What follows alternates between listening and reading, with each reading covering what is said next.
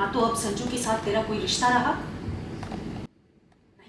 गुरप्रीत यहाँ पर संजू के घर पहुंची है, लेकिन यहाँ पर नीति और नीति की माँ जिस तरीके से गुरप्रीत से सवाल जवाब कर रहे हैं, उसको देखकर अब यहाँ पर हर किसी को काफी हैरानी हो रही है।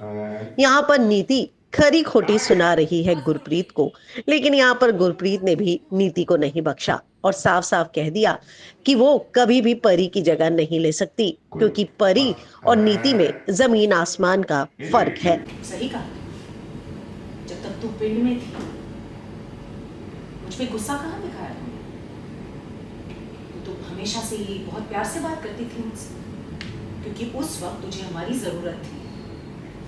नीति के बाबूजी के जाने के बाद हमने ही तो सहारा दिया था तुझे। तेरे बुरे दिनों में तुझे पैसे देकर हर तरह से मदद की थी, तब तो गुस्सा नहीं आया मुझ पे।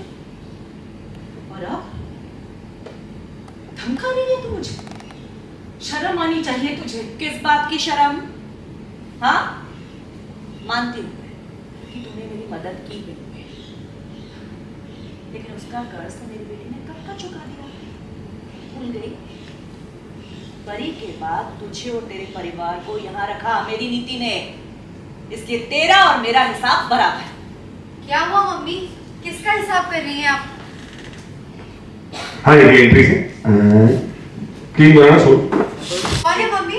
एक और क्यों हो जाओगी थी इसलिए तेरा और मेरा हिसाब बराबर।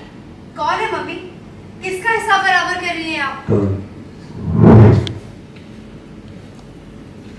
आप फिर से आ गई? एक बार बेइज्जत होकर चैन नहीं मिला आपको, जो फिर से बेइज्जत होने आ गई हैं यहाँ पर? क्यों आई है फिर से मेरे मुंह से कड़वी बातें सुनने? थोड़ी देर पहले ही आपको बोला था ना मैंने कि दोबारा आएंगी तो धक्के मार के इस घर से बाहर निकालूंगी। तो क्यों आई है फिर से? बोलिए, अब क्या धमकी देने आई है मुझे?